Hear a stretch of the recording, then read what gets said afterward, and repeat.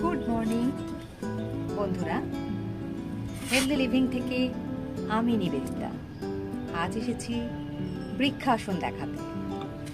বৃক্ষাসন আজকে দেখাবো, তার আগে তার উপকারিতাটা বলে নিই।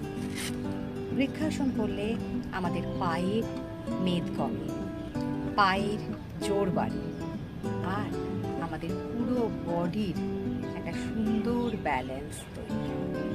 তাহলে দেখা যাক বৃক্ষাসন। প্রথমে ডান পা